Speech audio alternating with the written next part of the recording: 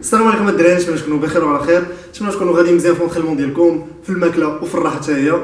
والا كنتو متبعين معايا تشالنج بريز دو ماس، نتمنى تكون حتى هو تكونوا غاديين فيه مزيان، وتكونوا كتزيدوا في البو ديالكم وقربتوا تحققوا الاهداف اللي حطيتو في الاول كونسيرنون لي بيرفورمانس تاعهم. دونك عندي لكم واحد الفيديو فيه غادي نقدم لكم 6 ديال الاسباب اللي غيقدروا يكونوا هما اللي حابسين لك النمو العضلي ديالك. دونك الا كنتي نتايا كتريني واحد المده طويله وشفتي راسك ما كتزيدش العضلات ديالك ما كيزيدوش، بقيتي هنا في نفس البلاصه، تفرج في الفيديو كامله، يقدر يكون السبب واحد من هادو اللي غادي نعطيك في الفيديو. السبب الاول هو ما حاطش الجسم ديالك في واحد الحاله اللي فيها فائض في السعره الحراريه، بالفرنسي هي ان ايتا دو سوربلو كالوريك. السعره الحراريه ولا لي كالوري كيعطيونا الطاقه اللي هي الانرجي، وبهاد الطاقه هذه الجسم ديالك يقدر يحقق بزاف ديال الحوايج. باغ اكزومبل ملي كتكون كتنفس الجسم ديالك كيستهلك الطاقه، ملي كتكون كتخمم الجسم ديالك كيستهلك الطاقه، ملي كتكون كتمشى حتى هي نفس الحاجه. دونك اي حاجه بغى يديرها الجسم ديالك الا كيستعمل فيها واحد الطاقه باش يحققها. دونك نفس الحاجه بالنسبه للعضلات، الا بغيتي الجسم ديالك يزيد لك في الحجم ديال العضلات ديالك، خاصك ضروري تحط الجسم ديالك في واحد الحاله ديال الفائض في الكالوري. وهاد الحاله هذه ديال الفائض كتعني بان خاصك تكون كتاكل اكثر من المستوى، واحد المستوى كيتسمى فرونسي بلو سو كالوريك. هذا المستوى هذا هو المستوى فيه الجسم ديالك يقدر يحافظ على الوزن ديالو. دونك مهم بزاف باش تكون كتعرف تقريبا شحال هو المستوى ديالك باش تكون في هذا السيركل كالوريك. وما كنهضروش على نهار ولا نهار لا، خاصك تكون محافظ على الحاله هذه على واحد المده طويله باش تقدر تصنع المسكل في الجسم ديالك. السبب الثاني هو ما كتاكلش واحد الكميه ديال البروتين اللي هي عاليه. خاصك تعرف بان البروتين هو لو ماكرونيتريمون اللي مسؤول على الزياده ديال العضلات ديالنا، ومسؤول ايضا على الاصلاح ديالهم.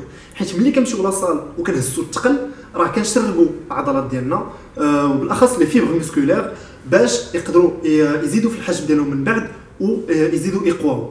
دونك الا ما كنتيش كتاخذ البروتين بواحد الكميه اللي هي كافيه، هاد العمليه هذه ديال يعاودوا يكبروا اكثر من شحال هذه ويتقواو ما غاديش تطر.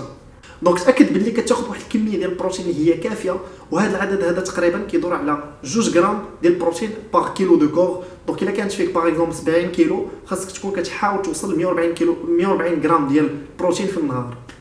السبب الثالث هو ما كتعرفش تتبع لي كالوري ديالك مزيان، اولا ما عندك حتى فكره على شحال ديال لي كالوري كتاخذ في النهار. الا ما كنتيش عارف شحال ديال الكالوري كتاكل في النهار، كيفاش بغيتي الجسم ديالك يدخل في ديك الحاله ديال سوربلو كالوريك اللي هضرت عليها قبيله. نفترضوا باللي راك كتزيد في البو ديالك، كيفاش بغيتي تعرف شحال ديال لي كالوري خاصك تكون كتاكل باش تزيد في البو ديالك غير شويه، حيت الا كليتي بزاف غادي تكون كتشحم اكثر من القياس. طريقه سهله باش تتبعوا لي كالوري ديالكم، اي حاجه كليتوها حاولوا تشوفوا الا كان فيها واحد لو طابلو ديال لي فالور نوتريسيونيل مورا البرودوي، كيكون فيه باغ اكزومبل لي بروتين لي كارب فات لو نومبر دي كالوري اللي فيه باغ 100 غرام. دونك ضربوا حساباتكم باش تكون عندكم فكره على شحال كتسالكم كتكونسومي ديال لي كالوري في داك البرودوي. الا ما لقيتوش داك الطابلو، دخلوا للانترنت باغ اكزومبل لو سيت ديال lescalories.com، فيه كاع لي زاليمون اللي تقدروا تاكلوا، وكيعطيكم لي كالوري اللي فيه ولي فالور نوتريسيونيل ديالو حتى هو. السبب الرابع هو ما عطاش الجسم ديالك واحد الكميه ديال الراحه كافيه، وبالاخص في الفتره ديال النوم. كيف قلت قبيله، ملي كنمشيو لاصال وكنترينيو راه كنشربوا العضلات ديالنا.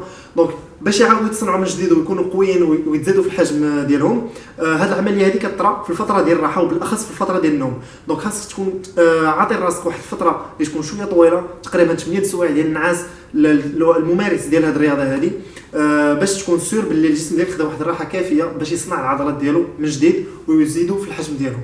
السبب الخامس هو سور انترينمون اولا اوفر ترين باللونجلي.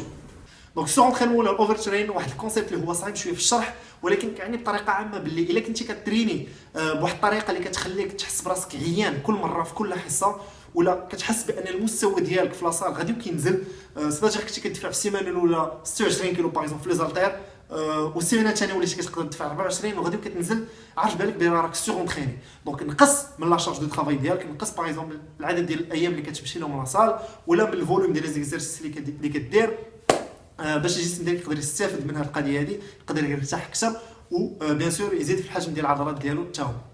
السبب السادس هو ما كتحاولوش تزيدوا تدفعوا الثقل مع الوقت. في التمرين ديالكم حاولوا ديما تزيدوا في الثقل ملي تكونوا كترينيو.